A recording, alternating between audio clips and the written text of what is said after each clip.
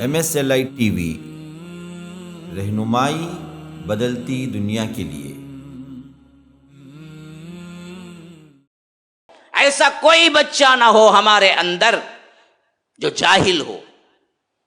سب سے زیادہ شرح الٹریٹ پیپل کی سب سے زیادہ شرح تناسب آج مسلمانوں کی ہے۔ اسی وجہ سے اس قوم کو جہاں چاہے جیسے چاہے پھیرا جا سکتا ہے، جہاں چاہے جیسے چاہے مارا جا سکتا ہے، جہاں چاہے جیسے چاہے سلوک کیا جا سکتا ہے۔ ہمارے پاس اس کا اویئرنیس ہی نہیں ہے۔ وجہ یہ ہے کہ علم سے کورے ہیں۔ ہمیں پتہ بھی نہیں ہے کہ ملک میں ہو کیا رہا ہے، کن کی سازشیں ہو رہی ہیں۔ ایک عالم، ایک ذہین فتین انسان، ایک علم کا درد رکھنے والا انسان ایسی زندگی جہالت کے گزار ہی نہیں سکتا جس اطمینان کی زندگی ہم گزار رہے ہیں۔ ان حالات میں یہ اطمینان، لیکن اصل میں ہم زیادہ تر جہلا پر مشتمل ہیں، علم سے کورے ہیں۔ جو بچی کچی 1% لا رہ گئی تھی، جس میں کچھ چیزیں اسلامی قانون کے نوافذات میں ہمارے لیے مدد کرتا 70 سال سے آ رہا تھا۔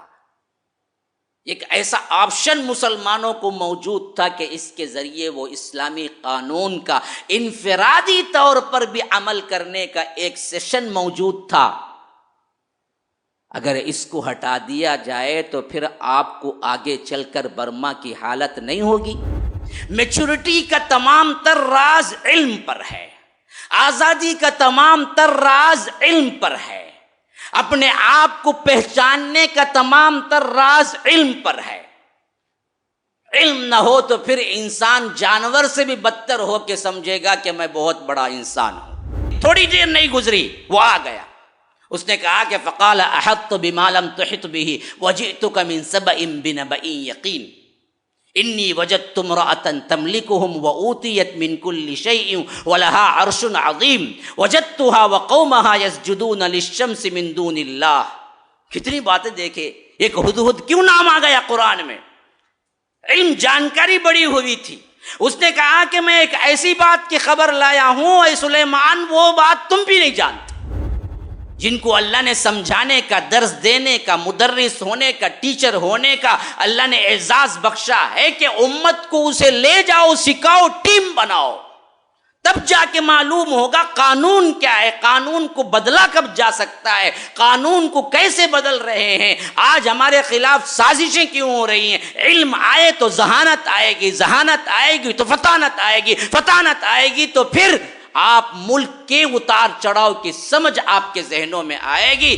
جو آزادی اذان کی ہے، جو آزادی نماز کی ہے، جو آزادیاں آپ کو شریعت کے اعتبار سے ہیں، ان پر بھی قدغن لگا دیا جائے۔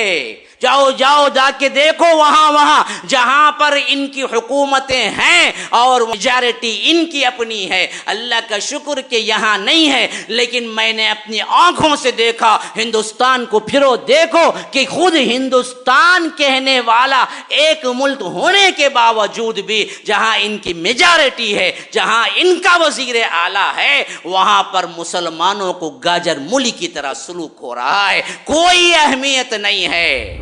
ان الحمد للہ نحمده ونستعینه ونستغفره ونؤمن به ونتوکل علیہ ونعوذ باللہ من شرور انفسنا ومن سیئات اعمالنا من يهده الله فلا مضل له ومن يضلل فلا هادي له واشهد ان لا اله الا الله وحده لا شريك له واشهد ان محمدا عبده ورسوله اما بعد فان خير الحديث كتاب الله وخير الهدي هدي محمد صلى الله عليه وسلم وشر الامور محدثاتها وكل محدثة بدعة وكل بدعة ضلالة وفي رواية وكل ضلالة في النار۔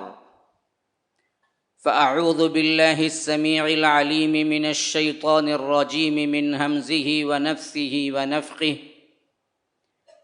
وعلم آدم الأسماء كلها ثم عرضهم على الملائكة فقال أنبئوني بأسماء هؤلاء إن كنتم صادقين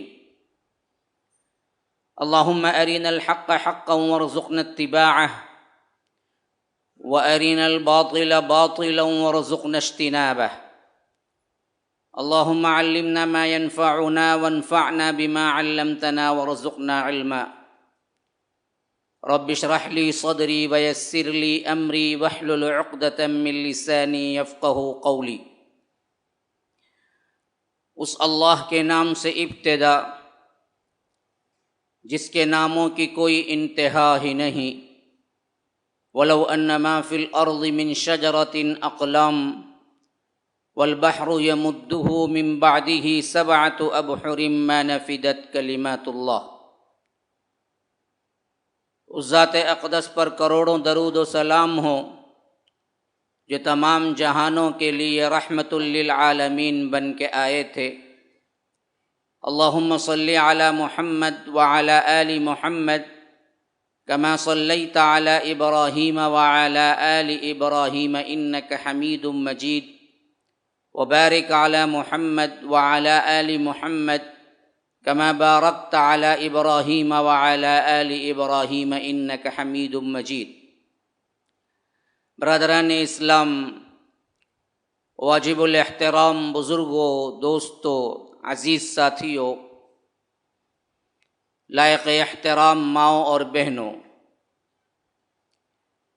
اللہ کے رسول صلی اللہ علیہ وسلم کو اس دنیا میں رب العالمین نے مبعوث کیا تو سب سے پہلے وحی کے الفاظ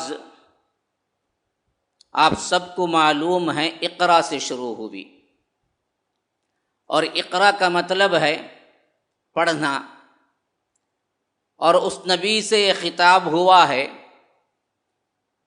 جن کے بارے میں خود قرآن شاہد ہے، وَمَا كُنْتَ تَتْلُو مِن قَبْلِهِ مِن كِتَابٍ وَلَا تَخُطُّهُ بِيَمِينِكَ إِذًا لَارْتَابَ الْمُبْطِلُونَ، کہ فرمایا کہ یہ رسول وہ ہیں وَمَا كُنْتَ تَتْلُو مِن قَبْلِهِ مِن كِتَاب، وہ کوئی کتاب پڑھنا نہیں جانتے، وَلَا تَخُطُّهُ بِيَمِينِكَ، لکھنا بھی نہیں جانتے۔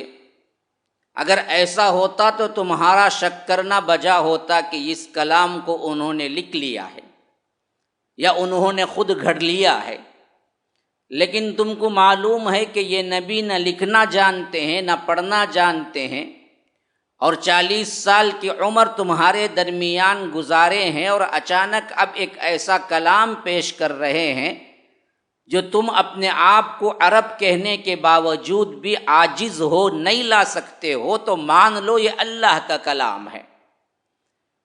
تو اس کلام کو چیلنج کرتے ہوئے اللہ کے رسول صلی اللہ علیہ وسلم کے لیے دلیل ہی یہ دی گئی کہ اللہ کے رسول صلی اللہ علیہ وسلم لکھنا پڑھنا نہیں جانتے تھے۔ لیکن یہ عجیب بات آپ دیکھیے ذرا کہ اسی نبی کی طرف سب سے پہلا لفظ جو وحی کے طور پر اتارا گیا ہے وہ ہے اقرا، پڑھو، جیسا کہ بخاری کی حدیث کے اندر آیا ہے کہ اللہ کے رسول صلی اللہ علیہ وسلم نے اس کے جواب میں فرمایا ما انا بقارئ، میں پڑھا ہوا نہیں ہوں۔ ایسا 3 مرتبہ ہوا۔ حضرت جبرائیل نے کہا کہ اقرا، اللہ کے رسول صلی اللہ علیہ وسلم نے فرمایا کہ ما انا بقارئ، پھر اللہ کے رسول صلی اللہ علیہ وسلم سے بغلگیر ہوئے، دبوچا، پھر چھوڑا، کہا کہ اقرا، جواب یہی ملا کہ ما انا بقارئ۔ تو معلوم ہوا کہ نبی امی کا ہونا نبی کی شان تھی، اسی واسطے اللہ تبارک و تعالی نے نبی امی کا امی ہونا بطور شان کے ذکر کر دیا۔ لیکن امت پر جب خطاب ہوا اور امت کے لیے جو نصیحت کی کتاب اتری، قیامت تک کے لیے جو اللہ تبارک و تعالی نے دائمی ہدایت نامہ اتارا، اس امت سے خطاب جب ہوا تو یہی ہوا کہ دیکھو تمہارا آج سے پڑھنے لکھنے کا بہت بڑا تعلق ہے، علم کا بہت بڑا تعلق ہے۔ یہ بات ذہن نشین کرانا مقصود تھی قیامت تک کے آنے والے لوگوں کے لیے کہ مسلمانوں تمہارا تعلق لکھنا اور پڑھنا اور علم سے اتنا گہرا ہے کہ سب سے پہلے وحی کے الفاظ ہی اقرا سے شروع ہوئے، لیکن ہم امت مسلمہ بتدریج بھولتے گئے اور تعلیمی معیار اس حد تک گر گیا ہمارے معاشرے میں، نہ دین کے اعتبار سے علم ہے نہ دنیا کے اعتبار سے علم ہے۔ یہی مضمون میرا ہے کہ مسلم معاشرے میں علم کی ضرورت، جیسا کہ میں گزشتہ پیوستہ جمعے سے بھی یہی باتیں ذکر کر رہا ہوں کہ معاشرے کے اندر کیا چیزیں ضرورت کی ہیں، کیا چیزیں اہم ترین ہیں، کن کی طرف توجہ دینا چاہیے۔ کیوں؟ حالات اسی رخ پہ جا رہے ہیں میرے بھائی کہ آپ سمجھتے نہیں ہیں، آپ گہری نظر سے دیکھتے نہیں ہیں، یہ اور بات ہے، لیکن دنیا میں دشمنان اسلام بہت گہری چالیں چل رہے ہیں، اور خاص طور پر میڈیا کے ذریعے، انٹرنیشنل طور پر، اور خود ہماری حکومت کے ذریعے کیا کہیں کہ اللہ تبارک و تعالی اس کی اپنی مصلحتوں کو وہی جانتا ہے، لیکن جو گورنمنٹ ہے اس کے طرف سے بھی بہت گہری سازشیں ہمارے ساتھ ہو رہی ہیں، جس کا تدارک اگر مدافعت اگر ہونا ہے تو ایک ہی ہے کہ وہ معاشرے کا سدھار ہر پہلو سے ہو جائے۔ کیونکہ جمعہ ایک ایسا آ چکا تھا درمیان میں جو عید الاضحیٰ کے اعتبار سے، ماحول کے اعتبار سے کچھ گفتگو کرنا تھا، تو میں نے گزشتہ جمعہ اس موضوع کو نہیں چھیڑا، لیکن اس سے پہلے کا موضوع بھی میرا معاشرے پر تھا، اور آج کا موضوع بھی آپ کا یہی لے کے میں آیا ہوں۔ معاشرے کے اندر آج ہمارے سب سے اہم ترین جو شعور پیدا ہونا چاہیے وہ ہے علم کا، کیونکہ یہی علم ہے جس کے مرتبے سے اور جس کی فضیلت سے اس امت کو فضیلت ملی، بلکہ اس انسان کو فضیلت ملی۔ ورنہ تو ملائکہ نے ہم پر کہا تھا، جب رب العالمین نے ملائکہ سے کہا تھا، کیا کہا تھا؟ وَإِذْ قَالَ رَبُّكَ لِلْمَلَائِكَةِ إِنِّي جَاعِلٌ فِي الْأَرْضِ خَلِيفَةً۔ یاد کرو وہ موقع جب تیرے رب نے ملائکہ سے کہا تھا کہ میں یہ خلیفہ بنانے والا ہوں زمین کے لیے۔ کیا معنی؟ خلیفہ اللہ کا ہو سکتا ہے، یہاں پر وہ معنی نہیں ہے جو غلط العام ہمارے ذہنوں میں بٹھا دیا گیا ہے کہ ہم اللہ کے خلیفے ہیں۔ خلیفہ تو اس کو کہتے ہیں جو ایک آدمی یا ایک شخصیت گزر جاتی ہے تو اسی کے احکامات کو لے کر چلنے والا شخص خلیفہ ہوتا ہے۔ ہاں، خلف اصل میں پیچھے کو کہتے ہیں،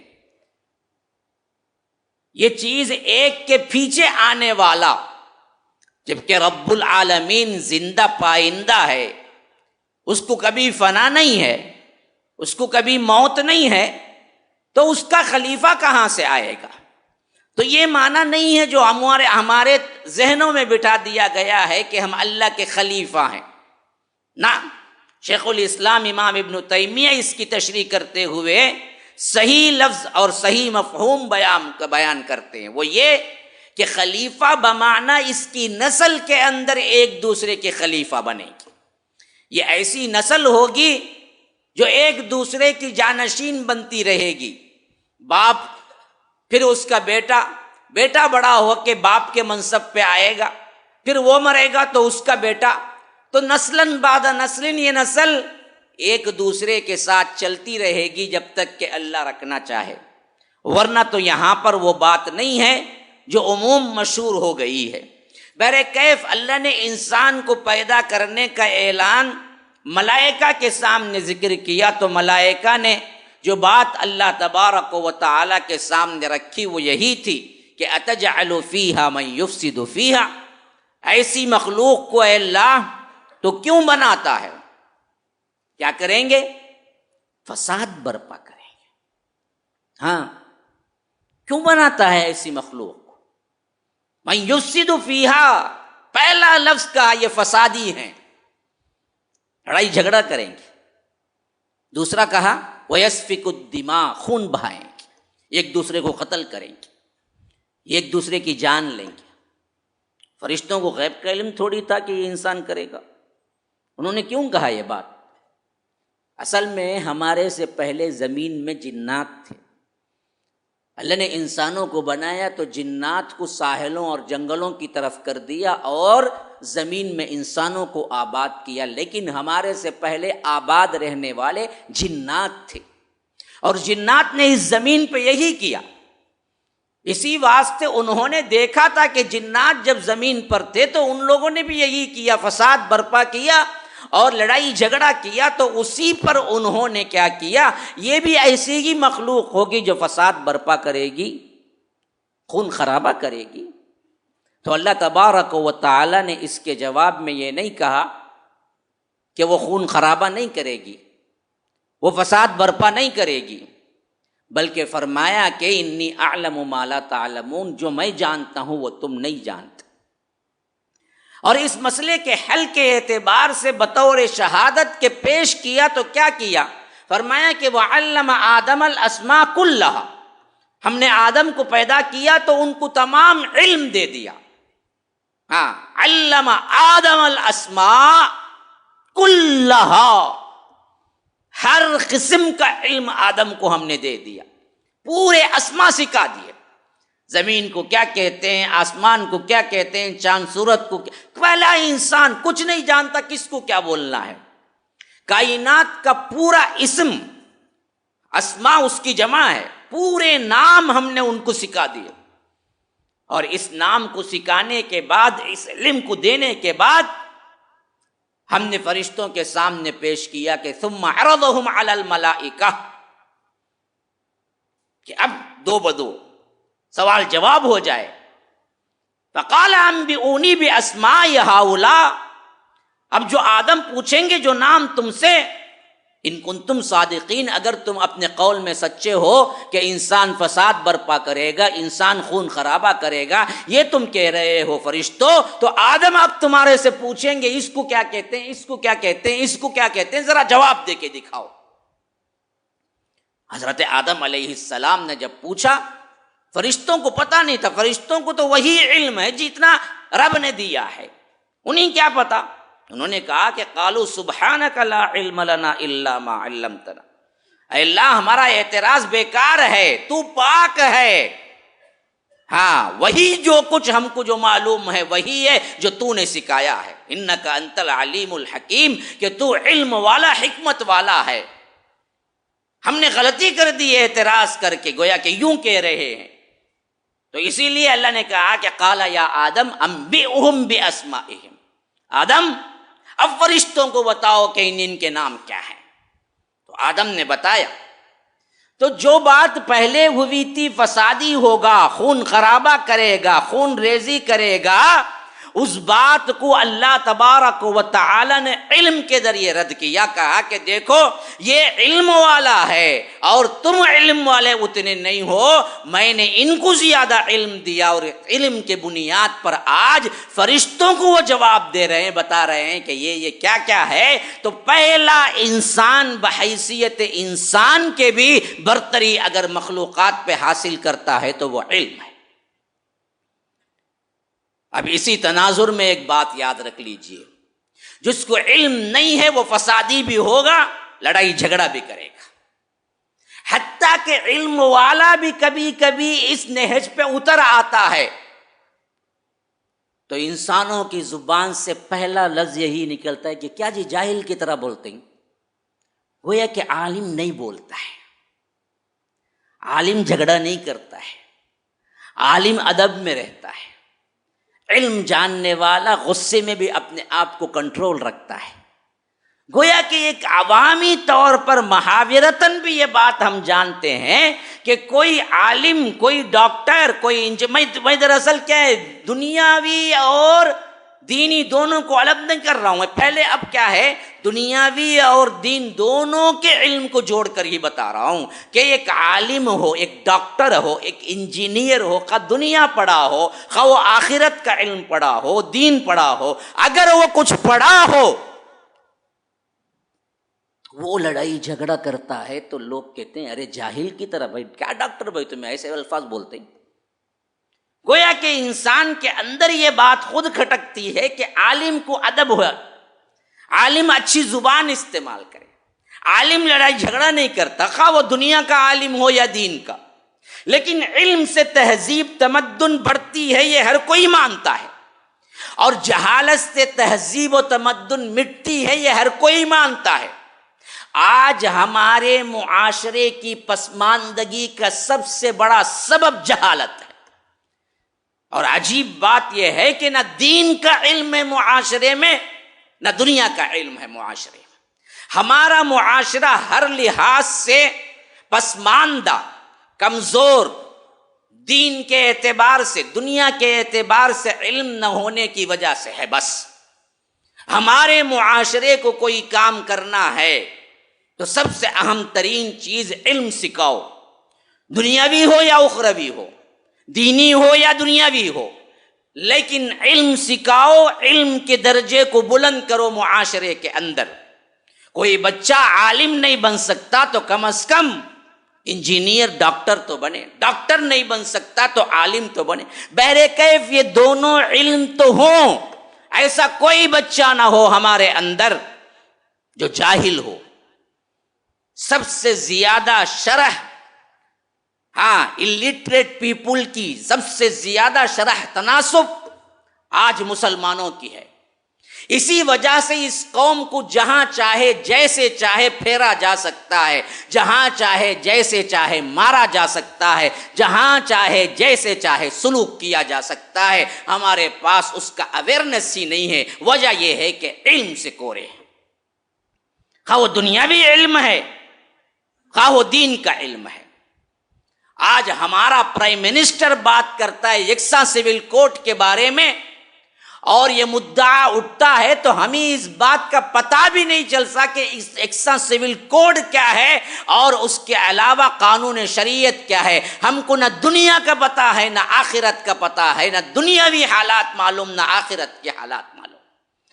آج سب سے زیادہ ٹاپک ہاٹ جو چل رہی ہے وہ یہی ہے کہ ہمارا قانون جو انفرادی شریعت کا لا اب بھی موجود ہے، جو قانون کی راہ میں خود قانون نے جو حق دیا ہے اس کے تحت بنایا گیا ہے مسلم پرسنل لا بورڈ، اس کو اٹھا کر یکساں سول کوڈ کی بات 14 سے ہو رہی ہے. لیکن 24 کا الیکشن لڑنے کے لیے سب سے بڑا مدعا وہ پارٹی جو بھگوا جھنڈوں پر مشتمل ہے، انہوں نے ایجنڈا جو بنایا ہے وہ یہی ہے کہ اسی کو ایشو کر کے ہم لڑیں گے اور جیتیں گے 24 کا الیکشن. اور ہم کو پتہ بھی نہیں ہے، ہم ٹھنڈا ٹھنڈا بریانی اور گوشت اور کباب کھا کے زندگی مست گزار رہے ہیں. نت نئے کھانے کیسے بنائے اس پر ابھی ریسرچ ہو رہی ہے.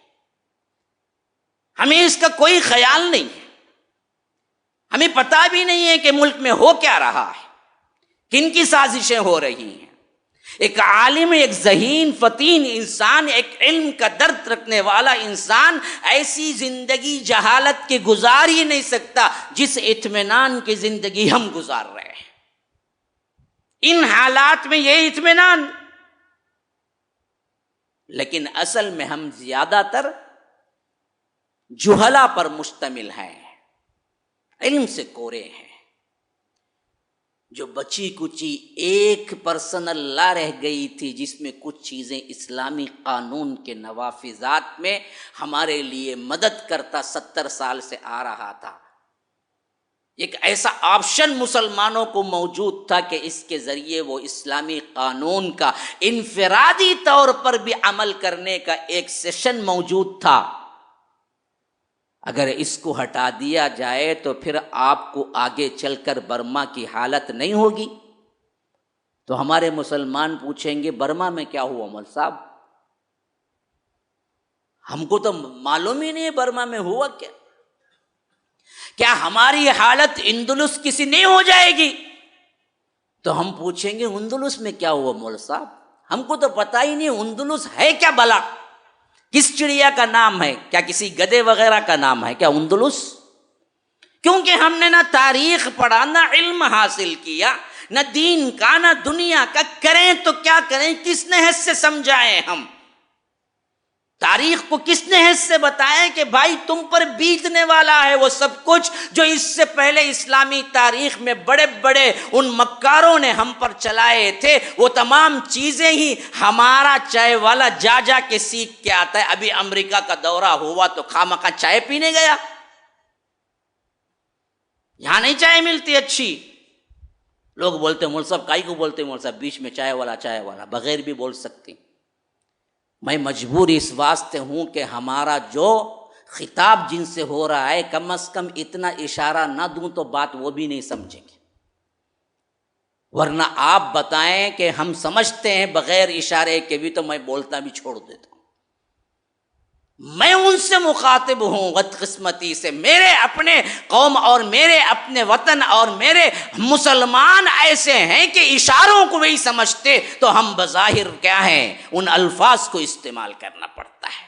عقل مند کے لیے اشارہ کافی ہے، یہ بھی محاورہ ہے۔ ہاں، عقل مندوں سے خطاب ہوتا تو مسئلہ نہیں تھا میرے بھائی۔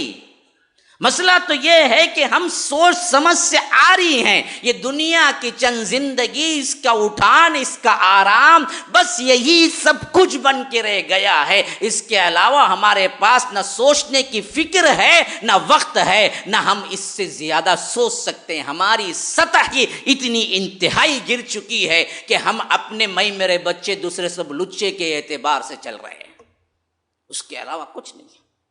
ہاں،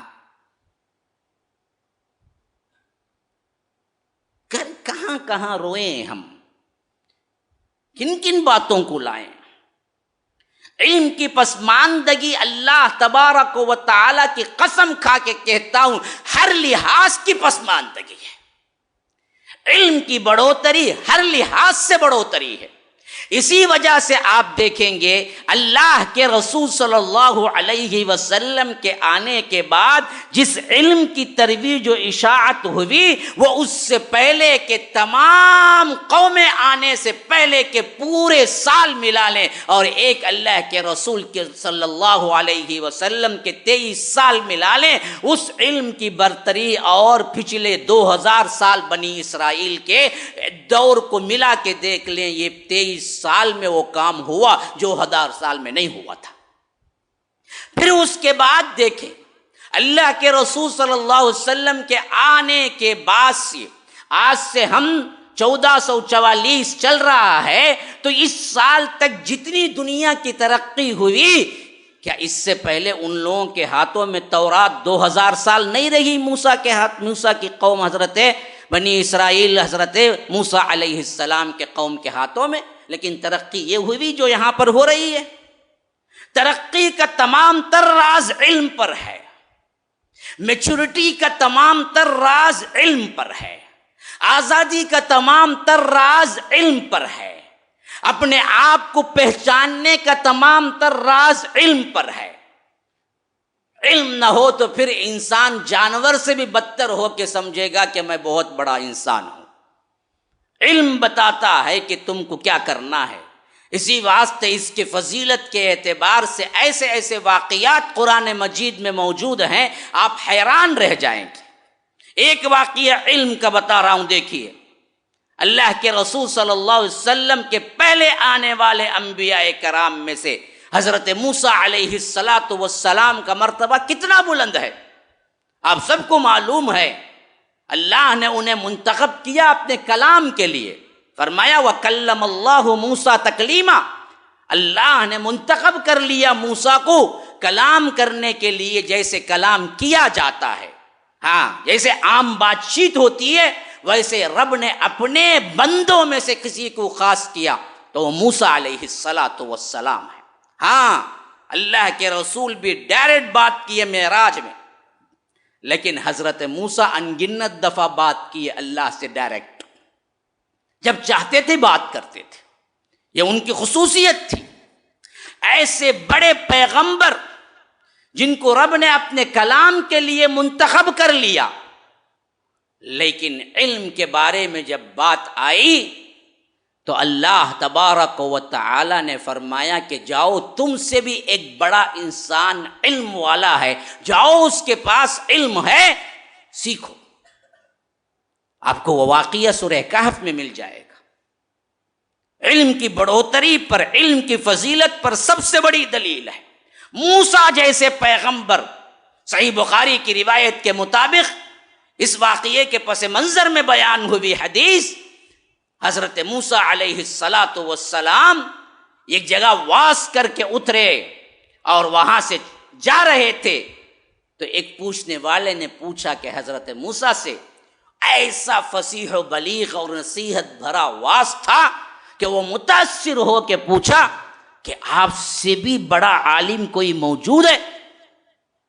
اس کی زبان سے نکلا، ہم ہی کیا ہیں، چھوٹے موٹے ذرے ادھر ادھر کے کچھ باتیں سیکھ لیے تو میرے سے بڑا کچھ نہیں بولتے۔ ہاں، یہ حالت ہماری اپنی ہے۔ وہ تو موسیٰ تھے، موسیٰ جن سے رب نے کلام کیا تھا۔ جب ان سے پوچھا گیا کہ ویسے بھی جب نبی زمین پہ ہوتا ہے تو انبیاء میں یہ خصوصیت ہے کہ ان سے بڑا عالم اس وقت کوئی نہیں ہوتا، جواب بظاہر انہوں نے جو دیا وہ صحیح تھا کہ حضرت موسیٰ کی زبان سے نکل گیا کہ ہاں، اس وقت مجھ سے بڑا عالم کوئی نہیں ہے۔ لیکن اللہ کو یہ ادا پسند نہ آئی۔ ہاں، یہ ایک طرح کا اپنے آپ کو یوں سمجھنا، حالانکہ حق تو وہی تھا، لیکن اللہ تبارک و تعالی علم کی فضیلت پر یہ واقعہ قیامت تک رکھنا چاہتا تھا، اس واسطے کہا کہ حضرت موسیٰ سے نہیں، آپ سے بھی بڑا عالم ہے، آپ اس سے ملنا چاہیں گے؟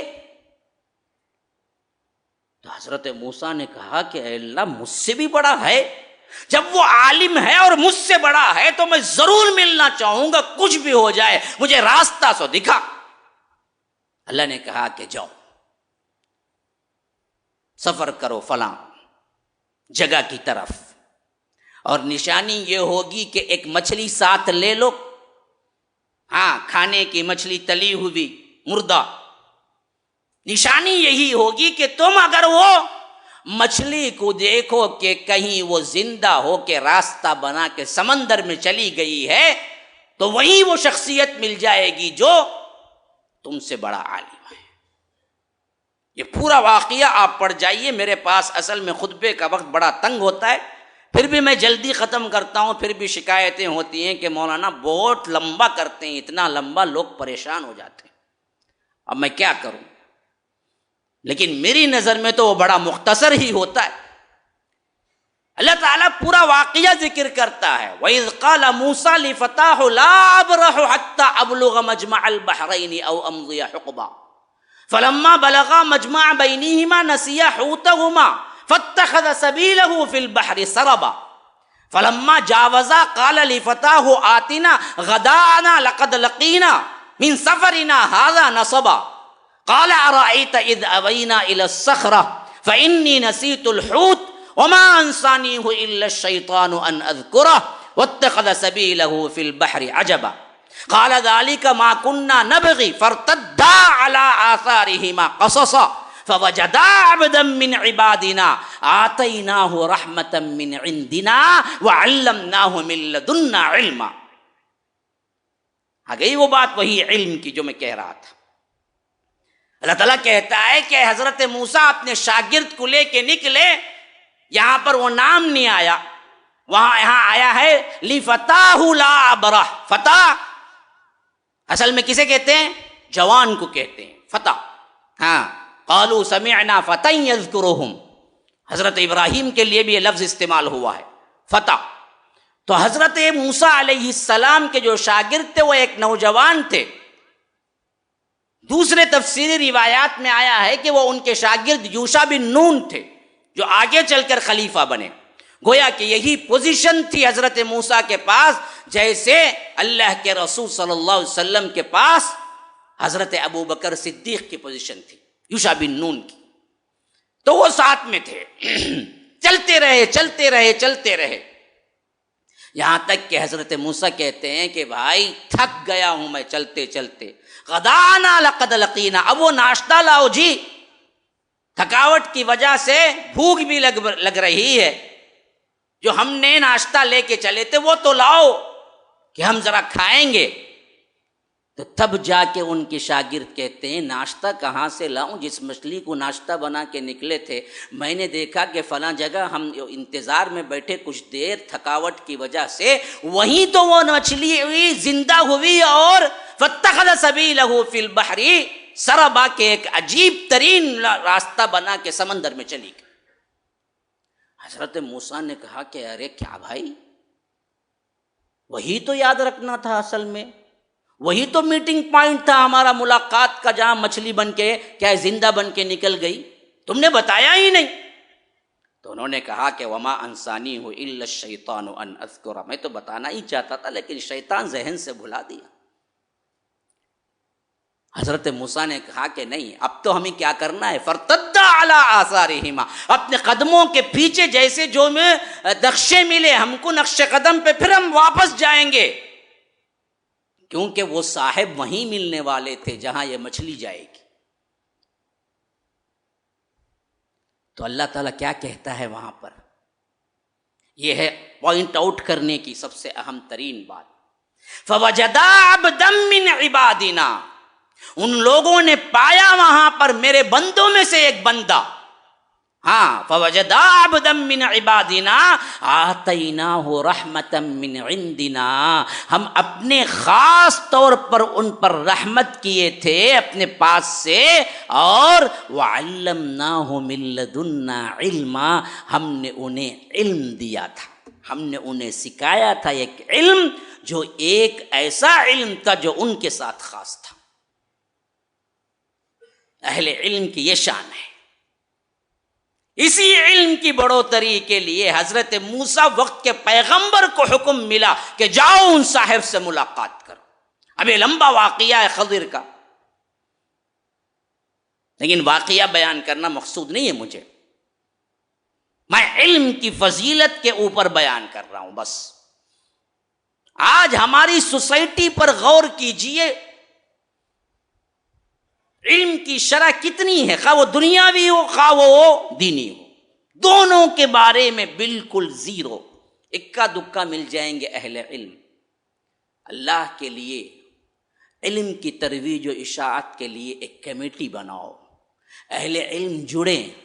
کتنے ڈاکٹر ہیں ہمارے اندر، کتنے انجینئر ہیں ہمارے اندر، کتنے اکاؤنٹس پڑے ہوئے ہیں ہمارے اندر، کتنے اچھے اچھے ذہین و فطین لوگ ہیں ہمارے اندر. وہ لوگ امت کے لیے کیوں نہیں کام کرتے کہ ہمارے بچوں کو علم دیں، ہمارے بچوں کو پڑھائیں، جو ہو سکتا ہے ان کے لیے کریں.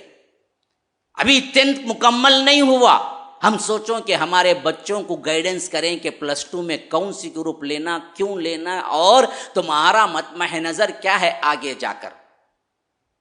اولاد کو پتہ ہی نہیں ہے، نہ ماں باپ اتنے پڑھے لکھے ہیں کہ ان کو صحیح طور پر سجیسٹ کر سکیں، اور وہ یہ ادھر ادھر کی کوئی گروپ لے لیتا ہے، پھر اس کے بعد پریشان ہو کے پھرتا ہے کہ کہاں جماؤں بچے کو. 10th میں آتے وقت ہی ٹارگٹ نہیں ہے کہ +2 میں کون سی گروپ چاہیے، +2 کے بعد کس فیلڈ میں جانا ہے پتہ نہیں. انجینئر پڑھ کے کیا ہے، ریپرزینٹیٹیو کا کام کرتا ہے، جاب نہیں ہے. پڑھا انجینئر، جاب کیا کرتا ہے، ڈاکٹروں کے پاس ماترے لے کے بتاتا ہے کہ دیکھو. ہاں، کوئی قسطوار جو نکلے ہیں یہاں پر دھوکے دہی کرنے والے، بہت سے کمپنیز ان میں جاب کرتا ہے، بہت سے ITs میں جا کے برباد ہوتے ہیں. پڑھے کچھ اور، کام جو کر رہے ہیں وہ بالکل الگ، ایک رہنمائی نہیں ہے کہ کہاں کیسے جانا ہے. یہی حال دین کا علم رکھنے والوں کا بھی ہے. اس حد تک کورے ہو گئے کہ ایک چھوٹا سا چلان فل کرنا ہے نہیں آتا، ایک دنیاوی حیثیت سے ایک معاملہ مکمل کرنا ہے نہیں آتا. ان کو بھی اٹھاؤ، ان کو اس علم سے روشناس کراؤ، لیکن ہمارے پاس سوچ ہی نہیں ہے کچھ۔ اسی واسطے ہمارے ساتھ جو چاہے سلوک کرتا ہے، جو چاہے سازش کرتا ہے اور کامیاب ہو جاتا ہے۔ اہل علم کی شان ایک دوسری جگہ دیکھو۔ اب اللہ تبارک و تعالی نے فرمایا شہید اللہ انہ لا الہ الا ہو والملائکہ وَأُولُو الْعِلْمِ قَائِمًا بِالْقِسْطِ۔ اللہ تبارک و تعالی شہادت دیتا ہے، گواہی دیتا ہے اس بات کی اللہ کے علاوہ کوئی معبود برحق نہیں ہے، اور اسی بات کی گواہی ملائکہ دیتے ہیں، اور اسی بات کی گواہی اہل علم دیتے ہیں۔ یا رب، مشاہدہ کا جو علم ہے، دیکھنے سے جو تعلق رکھتا ہے، بغیر دیکھے اس مقام پہ لا کھڑا کیا اہل علم کو۔ اب بات کی گہرائی کو نہیں سمجھیں شاید۔ پہلے اللہ کہتا ہے کہ اس دنیا میں معبود برحق کے اعتبار سے میرے علاوہ کوئی نہیں ہے، اس کی شہادت میں خود دیتا ہوں۔ رب ہے، عالم الغیب والشہادہ ہے، وہ اپنی شہادت دے رہا ہے، بالکل حق بات ہے۔ پھر فرمایا کہ والملائکہ، ملائکہ بھی شہادت دے رہے ہیں، وہ بھی حق بات ہے۔ ہاں، وہ دراصل آسمان و زمین کے اندر اللہ تبارک و تعالیٰ کے احکامات کو لے جانے والے، لے آنے والے، اللہ کی حکومت کے رازوں کو جاننے والے، دیکھنے والے ہوتے ہیں۔ وہ بھی شہادت دے تو کیا بڑی بات، اصل دیکھ کے تو شہادت دیے وہ، لیکن نہ دیکھ کے اللہ نے اہل علم کو ملائکہ کے درجے پہ لا کے کھڑا کیا۔ فرمایا وَأُولُو الْعِلْمِ قَائِمًا بِالْقِسْطِ، اور جو علم والے ہیں وہ بھی شہادت دیتے ہیں، حالانکہ علم والوں نے وہ نظارے نہیں دیکھے جو ملائکہ نے دیکھے، لیکن دیکھنے کے باوجود بھی ان کے مرتبے پہ پہنچا اس واسطے کہ وہ علم والا تھا، وہ جاہل نہیں تھا۔ اہل علم کو مشاہدے کے طور پر رب نے بڑھا دیا۔ علم کی شان ہے۔ حضرت سلیمان پرواز کر رہے تھے، تخت ہوا میں اڑ رہا تھا۔ کیوں؟ ہوا بھی مسخر تھی، حضرت سلیمان کے انڈر میں تھی۔ انہوں نے حکم دیا، ہوا میں جا رہے تھے، دیکھا تو ایک پرندہ جو ساتھ میں رہنے والا تھا، کیونکہ پرندے بھی ساتھ ہوتے تھے، اللہ نے ان کو بھی انڈر میں دیا تھا۔ انہوں نے کہا کہ وَتَفَقَّدَ الطَّيْرَ فَقَالَ مَا لِيَ لَا أَرَى الْهُدْهُدْ۔ یہ دیکھو ہدہد نہیں دکھتا ہے یہاں، یہ کہاں غائب ہو گیا؟ چھوٹا سا چڑیا کی طرح پرندہ ہے، بڑا پیارا ہوتا ہے، سر پہ تاج ہوتا ہے ایک قسم کا اس کا اللہ نے اس کا ذکر خاص کیا ہے۔ ہاں، ہزاروں مخلوقات، اور پرندوں میں ہزاروں صنف ہیں، لیکن اللہ ہدہد کا ذکر الگ سے کر رہا ہے۔ کیوں؟ علم لے آیا، وہ علم لے آیا، مرتبہ بڑھ گیا اس کا۔ تو اسی لیے اللہ کہتا ہے کہ جب حضرت سلیمان نے دیکھا ہدہد غائب ہے، فرمایا کہ یہ کہاں چلا گیا بغیر پوچھے، یہ تو نہیں دکھ رہا ہے۔ ہاں، اب وہ آئے گا تو ہم اس کا برابر ہم اس کی باس پرس کریں گے، دیکھیں گے اصل کس وجہ سے گیا۔ لَوْعَذِّبَنَّهُ عَذَابًا شَدِيدًا أَوْ لَأَذْبَحَنَّهُ أَوْ لَيَأْتِيَنِّي بِسُلْطَانٍ مُبِينٍ، ہم اسے ذبح کر دیں گے یا بڑا زبردست عذاب دیں گے۔ اگر وہ صحیح طور پر دلیل لے کے آیا، کیوں غائب ہوا، صحیح وجہ تھی تو پھر اور بات ہے۔ ہاں، یہ حضرت سلیمان نے کہا۔ فَمَكَثَ غَيْرَ بَعِيدٍ، تھوڑی دیر نہیں گزری وہ آ گیا۔ اس نے کہا کہ فقال احطت بما لم تحط به وجئتك من سبأ بنبأ يقين انی وجدت امرأة تملكهم وأوتيت من كل شيء ولها عرش عظيم وجدتها وقومها يسجدون للشمس من دون الله۔ کتنی باتیں دیکھے، ایک ہدہد کیوں نام آ گیا قرآن میں؟ علم، جانکاری بڑی ہوئی تھی۔ اس نے کہا کہ میں ایک ایسی بات کی خبر لایا ہوں اے سلیمان، وہ بات تم بھی نہیں جانتے۔ وجیتک من سبع بنبأ یقین، ایک ماہ ایک ملک ایک بادشاہت کی خبر لایا ہوں جو ملکہ سبا کی ہے، اور عجیب بات اس میں یہ ہے کہ انی وجدت امرأۃ تملکہم، وہاں پر جو بادشاہ ہے وہ ایک عورت ہے۔ ہدہد کو بھی معلوم ہے کہ عورت بادشاہ نہیں ہو سکتی، آج کے بڑے بڑے سائنٹسٹوں کو نہیں معلوم ہے۔ ہاں بتا، وہاں ایک عورت بادشاہت ہے اور اس کے پاس بیوٹی ہے کہ وَلَہَا عَرْشٌ عظیم، یہ ایک عرش تخت جو ہے نا وہ بہت عظیم ہے، وہ آپ کے پاس بھی نہیں ہے وہ تخت۔ تو پھر اس کے بعد لمبا واقعہ، وہ واقعہ ذکر کرنا مقصود نہیں ہے، میں صرف علم کی فضیلت بولنے والا ہوں۔ اب بعد میں حضرت سلیمان نے خط لکھا، پھر اس کے جواب میں ملکہ سبا نے کہا کہ میں آپ کے ہاں آ کر اسلام قبول کرنے والی ہوں، میں آ رہی ہوں۔ اب وہ جو وہاں سے نکلی تو حضرت سلیمان مجلس میں بیٹھے ہوئے تھے جس میں جنات بھی تھے اور ان کے خاص طور پر وزراء بھی تھے۔ انہوں نے کہا کہ بات یہ ہے کہ میری خواہش یہ ہے کہ وہ آنے سے پہلے اس کا جو تخت ہے جس پر اس کو بڑا گھمنڈ ہے، اور وہ تخت جو میرے پاس بھی نہیں ہے، یہ تخت اگر کوئی لا کے میرے پاس رکھ دے تو میں بتا سکتا ہوں کہ نبوت بھی کیا چیز ہے۔ اس اعتبار سے فرمایا کہ کون ہے میرے اس مجلس میں جو وہاں کا تخت لا کے رکھ دے؟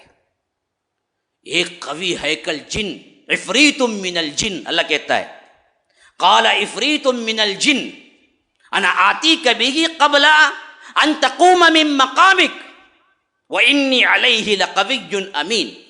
تو اس جن نے کہا کہ حضرت سلیمان سے آپ حکم دے، بس آپ کے مجلس سے اٹھنے سے پہلے وہ عرش لا کے میں رکھ دوں گا یہاں پر، اور وَإِنِّي عَلَيْهِ لَقَوِيٌّ امین، اور میں بڑا ہی زبردست قوت والا بھی ہوں اور اس کے ساتھ ساتھ کہ امین بھی ہوں۔ اس میں جو ہیرے جواہرات زمرد یاقوت ہوں گے اس کو میں چراؤں گا نہیں، جیسے ہے ویسے ہی لا کے رکھ دوں گا۔ لیکن دوسرا ایک صاحب علم شخصیت تھی، انسان، یہ جن کہہ رہا ہے۔ جن کیا بولا؟ آپ کے اٹھنے سے پہلے میں لا کے رکھ دوں گا، مجلس برخاست ہونے سے پہلے، یعنی 5 منٹ لگیں گے، 10 منٹ لگیں گے، جو بھی آپ کو لگیں گے، اس کے اندر وہ ملکہ سبا کا تخت جو میلوں دور ہے وہاں سے لے آ کے آپ کے پاس رکھ دوں گا، بس آپ کی اجازت چاہیے۔ لیکن جو اللہ نے علم دیا تھا، ہاں اہل علم کی فضیلت دیکھو، جو وہاں پر عالم بیٹھے ہوئے تھے، جو حضرت سلیمان کے وزیروں میں سے تھے، اوت العلم، انہوں نے فرمایا کہ انا آتیک بہ قبل ان یرتد الیک طرفک، میں اس کو لے آتا ہوں آپ کے پلک جھپکنے سے پہلے۔ فلما رآہ مستقرا عنده قال هذا من فضل ربی، بس یہ کہنے کی دیر تھی کہ وہاں پر حضرت سلیمان کے سامنے تخت موجود تھا۔ انہوں نے کہا کہ ھذا من فضل ربی، یہ میرے رب کا فضل ہے۔ بڑے بڑے بلڈنگیں ادھر ادھر سے چرا کے، شراب خانے کھول کے، سود کا مال لے کے بنا کے انہیں لکھ ڈالتا ھذا من فضل ربی۔ کائی کا ھذا من فضل ربی؟ وہ یہ ھذا من فضل ربی جو منزلوں پہ گھروں پہ لکھتے ہیں نا جی، وہ یہ اسی آیت میں ہے قرآن کے جو سورہ نمل میں ہے۔ یہ کب کہا حضرت سلیمان نے؟ جب دیکھا کہ میرے رعایا میں سے ایک شخص ایسا عالم بھی ہے جو اپنے علم سے اس کو پلک جھپکنے کے اندر لا کے رکھ دیا، اور سامنے دیکھا تو انہوں نے کہا کہ ھذا من فضل ربی، یہ اللہ کا بہت بڑا فضل ہے کہ ایسی رعایا میرے انڈر میں، میری حکومت میں ہے۔ یہ کون تھا شخص؟ اہل علم میں سے تھا۔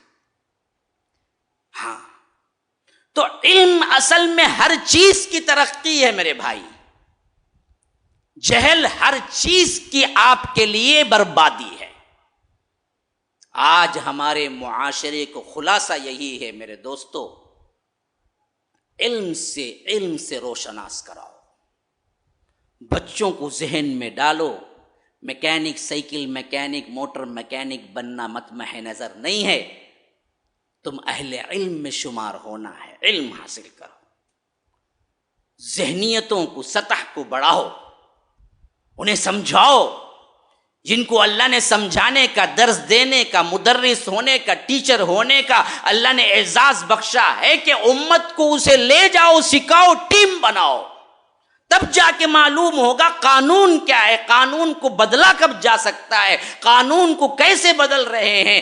آج ہمارے خلاف سازشیں کیوں ہو رہی ہیں؟ علم آئے تو ذہانت آئے گی، ذہانت آئے گی تو فطانت آئے گی، فطانت آئے گی تو پھر آپ ملک کے اتار چڑھاؤ کی سمجھ آپ کے ذہنوں میں آئے گی. آج ہمارے سروں پہ یکساں سول کوڈ کھڑا ہوا ہے اور پتہ نہیں کہ 24 کا الیکشن کے لیے یہ برباد شدہ شخص بربادی کے آخری دہانے پر مسلمان امت کو بھی لے جائے اور رائے پاس ہو جائے اور لا قانون بن جائے تو 1% اللہ کی جو کچھ ہمیں سہولت میسر تھی وہ بھی چلی جائے گی. پھر اس کے بعد ہو سکتا ہے کہ تمہاری عبادت گاہوں پر بھی یکساں سول کوڈ کے ذریعے تالا لگا دیا جائے. اور اس کا تجربہ ایک مرتبہ کرونا وائرس کی شکل میں ہم کر ہی چکے ہیں.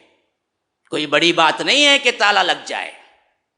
جو آزادی اذان کی ہے، جو آزادی نماز کی ہے، جو آزادیاں آپ کو شریعت کے اعتبار سے ہیں، ان پر بھی قدغن لگا دیا جائے. جاؤ جاؤ جا کے دیکھو وہاں جہاں پر ان کی حکومتیں ہیں اور وہاں میجارٹی ان کی اپنی ہے. اللہ کا شکر کہ یہاں نہیں ہے، لیکن میں نے اپنی آنکھوں سے دیکھا. ہندوستان کو پھرو دیکھو کہ خود ہندوستان کہنے والا ایک ملک ہونے کے باوجود بھی جہاں ان کی میجارٹی ہے، جہاں ان کا وزیر اعلیٰ ہے، وہاں پر مسلمانوں کو گاجر مولی کی طرح سلوک ہو رہا ہے. کوئی اہمیت نہیں ہے. قریب میں نے جہاں سفر کیا میں اپنی آنکھوں سے دیکھا کیا حالات ہیں وہاں کے مسلمانوں کے. جامع مسجد کو دیکھا تو حیران رہ گیا کہ اتنی وسیع، حرمین کے بعد میں نے اس سے بڑی مسجد کوئی نہیں دیکھی. لیکن خون کے آنسو اس وقت رونا پڑا جب ممبر کے سامنے بورڈ لگا ہوا ہے. یا رب، میں فوٹو لے کے آیا تھا اس کی. ممبر کے سامنے بینر پہ ایک بہت بڑا بینر لگا ہوا ہے محراب پر، اور اس میں لکھا ہوا ہے خطیب ممبر و محراب خاموش ہے، یعنی گورنمنٹ کی اجازت نہیں کہ یہاں نماز پڑھائی جائے. روک دیا گیا ہے 370 کے بعد. کئی مسجدیں ایسے تالے لگائے جا چکے ہیں، جا رہے ہیں، سازشیں ہو رہی ہیں. ہم متنجن بریانی میں مصروف ہیں، نت نئے مسالے دریافت کر رہے ہیں کھانے کے لیے. اللہ ہی نیک توفیق دینے والا ہے. یہ امت کہاں جا کے رکے گی، کہاں ہماری جہالت ہم کو چھوڑے گی. اللہ ہی محافظ ہے، اللہ ہی ہماری حفاظت کرنے والا ہے. نیک سمجھ دے، ہم کو توفیق دے، ہم علم حاصل کریں، میچورٹی بڑھائیں، اپنے آپ کو دیکھیں، قانون کو پڑھیں، اور اس ہندوستان میں جس تاریخ کو دہرانا یہ اندلس کی چاہتے ہیں اس کو روکیں بالعلم، اللہ کی مدد کے ذریعے. هذا وباللہ التوفیق وصلی اللہ وسلم علی نبینا محمد. اسأل اللہ لی ولکم ولسائر المسلمین من کل ذنب فاستغفروه انه هو الغفور الرحیم.